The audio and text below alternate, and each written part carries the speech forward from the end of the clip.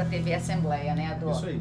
Foi legal a entrevista? Foi legal. Espero que a gente consiga esclarecer as dúvidas das pessoas, né? Que bom, e eu vou postar aqui no canal de YouTube para vocês e eu quero ter mais entrevistas na TV Assembleia. Teremos. Cada 10 estudantes é vítima de bullying nas escolas. São adolescentes que sofrem agressões físicas e verbais, são alvos de piadas e boatos maldosos. A informação é do Programa Internacional de Avaliação de Estudantes, o PISA. E a gente conversa sobre o assunto agora com a psicóloga e terapeuta familiar, Cássia Rodrigues. Cássia, como é que essas agressões que acontecem no dia a dia atingem a criança e o adolescente? A gente tem que entender que a subjetividade da criança é construída exatamente com não agressões. As agressões podem ser verbais, físicas e emocionais. Quando é a física, é porque a criança apanha do coleguinha e ela vai levar algum tipo de coisa que vai desqualificar o corpo. Quando é sexual, abuso sexual. E a emocional são as palavras de baixo calão, as palavras torpes. Então a gente tem 3 tipos de agressões: física, sexual e emocional. E como é que isso atinge o adolescente e a criança? A gente tem que entender que o ser humano ele é construído dentro de casa, na primeira unidade terapêutica, que é a casa, com papai, mamãe e os irmãos, e depois é a escola, é o meio social, é a comunidade. Então, quando ele vai para esse meio social, por exemplo, hoje a gente está vivendo a era dos filhos únicos, que são muito protegidos. É até ruim isso, que os pais protegem demais. Quando eles chegam na escola, eles não sabem lidar com uma coleguinha que chama ele, por exemplo, se ele usa óculos, de 4 olhos. Aquilo para ele é uma agressão extremamente destruidora, que ele começa a ter baixa autoestima. Ou aquele colega mais velho que vai abusar dele sexualmente, ou aquele colega mais forte que vai bater nele. Efetivamente o nome disso chama bullying. Bullying é um agressor, uma pessoa mais forte, não forte de valentia emocional para a vida, mas mais forte, com mais força física, com mais...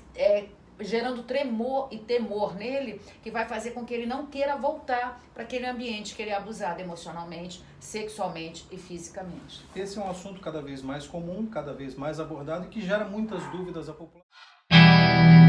Bullying é quando você é agredido fisicamente, quando você é agredido emocionalmente e quando você é agredido sexualmente. Sexualmente geralmente acontece com pessoas bem mais velhas, com uma criança ou adolescente. Fisicamente só não precisa ser tão mais velha. A pessoa pode ter uns 3 ou 4 anos de diferença ou até da mesma idade, mas que vai agredir com tapa, com soco, com puxando o cabelo. E emocionalmente são aquelas palavras de baixo calão ou não necessariamente de baixo calão, chamar de 4 olhos, de gordo, pintura de rodapé, bujão de gás. São tipos de agressões, Maicon. Legal. A Neuza pergunta, quais são os tipos de bullying? Tem agressões físicas, o bullying emocionais, com palavras de baixo calão, ou palavras, ou aqueles famosos coisas de você colocar como se a pessoa fosse desqualificada naquela característica dela. E o bullying sexual, que é muito mais pesado do que os outros dois. Não quer dizer que um é melhor do que o outro, é pior. Mas o bullying sexual traz mais consequências negativas porque agride a criança de uma forma sexual e ela vai ter mais consequências no futuro. Legal. A Rita pergunta como a criança deve reagir ao bullying sexualmente nesses locais, mas os pais ou os adultos ou as professoras ou as pedagogas, elas podem perceber que a criança começa a manifestar com sinais emocionais, sinais de que algo vai mal, ela começa a ficar mal criada, ela começa a ficar agressiva, ela começa a não querer voltar, ela começa a ir mal nas notas, e isso são sinais. E os sintomas muitas vezes são os sintomas físicos. Por exemplo, quem sofre abuso sexual, ela começa a ter muita vergonha com 5, 6, 7 anos do corpo dela. E isso já é um sintoma sério, porque a criança não tem essa vergonha. A criança é isenta dessa sexualidade nossa, do adulto. Quem tem vergonha é o adulto, criança não tem. Então, se a criança está com muita vergonha de tomar banho com alguém, de deixar o corpinho dela mostrar para alguém, pode ser um sinal que ela está sendo abusada sexualmente. O Luiz Eduardo pergunta, o bullying pode afetar o crescimento? Crescimento físico? Pode ser os dois, físico e mental.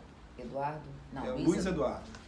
E Luiz Eduardo, pode sim, pode afetar tanto o crescimento emocional, a criança pode ficar emocionalmente parada naquela idade que ela foi afetada. Aí ela vai crescer, ela vai ficar alta, vai crescer o corpo, vai tudo, mas emocionalmente ela vai ter um comportamento de criança. Aí são aqueles adultos que hoje a gente fala, que tem 40 anos, mas se comportam como se tivesse 7, 8 ou 9. E tá cheio de gente assim, sabe, Luiz Eduardo? Quantas pessoas ao nosso redor se manifestam como se fossem crianças emocionais. E nós, psicólogos, psicólogos e terapeutas, às vezes quando a gente está conversando com essa pessoa no consultório, a gente percebe que naquela idade ela ficou presa emocionalmente e fisicamente. O crescimento às vezes pode afetar também, porque nós hoje falamos da psicossomática, nós trabalhamos com aquelas questões que são no psique, mas que afeta a soma, que é o corpo. Isso que é psicossomática. São doenças que nascem no cérebro, nascem no emocional e vão afetar nosso corpo. Uma dica, Luiz Eduardo, quando você adoecer, pare e analisa se aquilo não teve um fator emocional, se você não foi desqualificado emocional. Imagina uma criança sendo desqualificada emocionalmente, ela sofre muito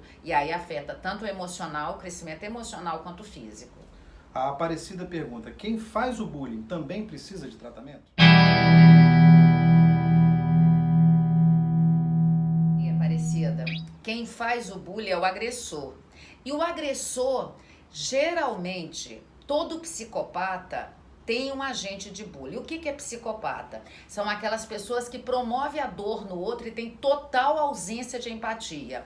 Mas não quer dizer que todo agente de bullying... Bullying é uma palavra que quer dizer valentão. Ela não tem tradução para o português, mas quer dizer valentão. Então, algumas pessoas, alguns seres humanos que são agentes de bullying, pode sim ter tratamento, mas outros não. Lembrando que 4% da população é psicopata, psicopata não é doença e psicopata geralmente não é aquele que está preso. Ele pode estar do seu lado, promovendo agressão em você, você não entender e ele não tem tratamento, porque não é doença. Então não existe remédio. Se não existe remédio, também não existe tratamento físico e emocional. Mas o que eu sugiro, se você tem um filho que você percebe que ele mata passarinho, que ele bate nos colegas, que ele é muito agressivo, hoje a gente dá o nome de TOD, transtorno de opositor, de oposição. Você tem que criar muitos limites nele. Você como papai, mãe e escola, você percebe que na sua sala de aula tem um agente de bullying. Você começa a dar limites, que ele vai ter temor ao limite. Não é que ele vai deixar de ser o agente de bullying,